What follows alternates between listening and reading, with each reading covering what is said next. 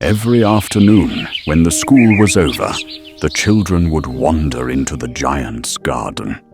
It lay beside a grand old castle, whose grey towers rose above the peach trees like ancient watchmen of stone. The garden itself was the loveliest in all the land, soft green grass like silk, and 12 peach trees that in spring wore blossoms of rose and pearl. The children played there till evening, their laughter floating up to the castle windows, and though the giant was nowhere to be seen, it felt as if the garden and castle both listened gladly to their joy. But happiness, in stories such as these, is never safe for long. One day, after 7 long years away, the giant came home. He had been staying with his friend, the Cornish ogre. And after so much time in another's fortress, he longed for his own.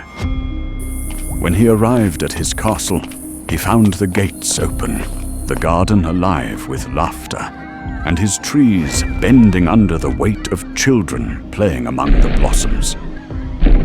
He stopped. Then his face darkened like a storm over the mountains. What are you doing here? This garden is mine! My trees, my flowers, my grass, mine! The children scattered in fear, and the giant, filled with cold pride, built a great wall around the garden so that no laughter could ever enter again.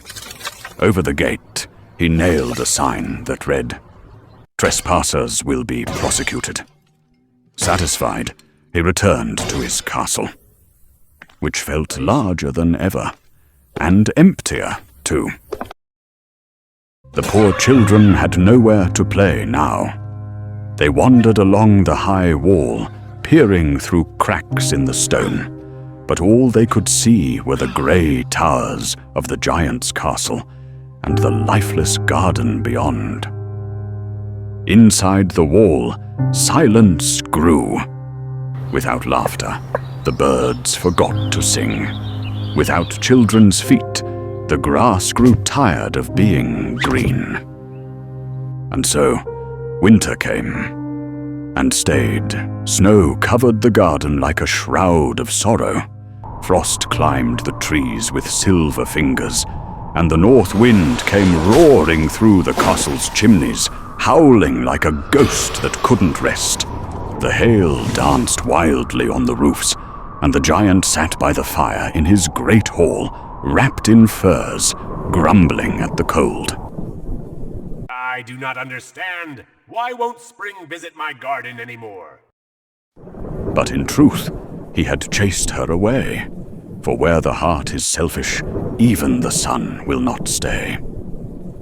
One morning, as the giant sat in his castle, he heard the most beautiful sound, a sound he hadn't heard in years.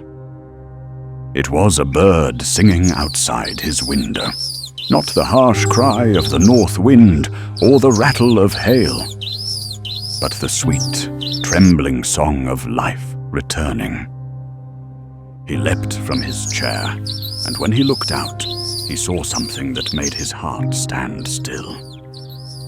Through a small hole in the great stone wall, the children had crept back into the garden. They were sitting on the branches of his trees, laughing softly, and wherever they played, the trees were covered in blossoms. The birds fluttered above their heads, and the flowers peeped through the grass, smiling up at them.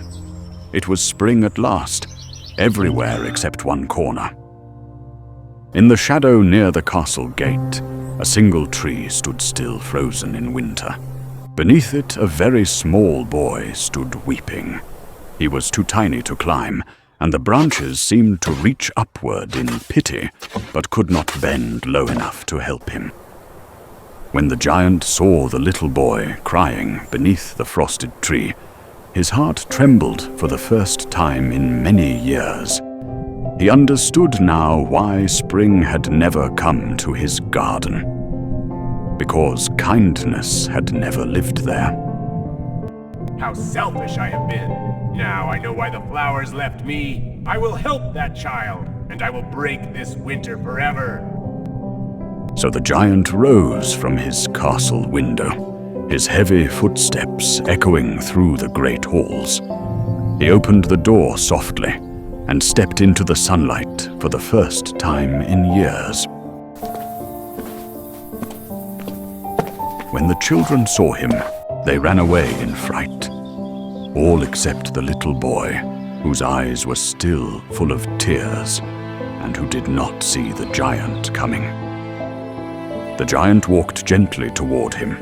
With hands that had once built walls, he lifted the small child into the tree. And at that moment, the tree burst into blossoms. The birds began to sing, and the snow melted into soft green grass. The child smiled and leaned forward to kiss the giant on his rough cheek. Who are you? But the boy only laughed, a sound like wind through new leaves, and ran away through the gap in the wall. The giant now demolished the wall and opened his garden for the kids to play. The children rushed joyfully to the garden, for now they could play all day without any fear. Years passed, and the giant grew old and gentle. He often sat in his garden, watching the children play beneath the trees, their laughter echoing through the open gates and into the halls of his castle. He was happy, but he never forgot the little boy who had kissed him that spring morning. Every day he searched for that small, radiant face among the others. But the child never returned. Then one winter morning, he looked out from his castle window and rubbed his eyes in wonder. For in the farthest corner of the garden, where once he had seen the boy before, there he was again. His heart leapt. He hurried down through the hall and stepped once more into the snow-covered garden. When he reached the boy, he stopped in shock, for under the child's feet were little prints of blood, and on his small hands were the marks of nails. Who has dared to wound you? Tell me, and I shall take my great sword and slay him. But the child smiled. These are the wounds of love. The giant knelt before him, tears filling his eyes. And the child smiled once more. You let me play once in your garden, and today you shall come and play in mine, in the Garden of Paradise. That afternoon, when the children came running into the garden, they found the giant lying still beneath the great white tree. Its branches were covered in blossoms whiter than snow, and petals fell softly upon his face like a blessing. The giant's eyes were closed, but a faint smile rested on his lips, as though he were listening to the laughter of children far away. And though the garden around him bloomed brighter than ever, there was something different in the air. A peace so deep, it felt like prayer. The children did not cry for long. They knew somehow that the giant had gone to play in another garden, one where there is no winter, no walls, no locked gates, and no end to love. If you liked this video, please subscribe to our channel and press the like button for more such videos.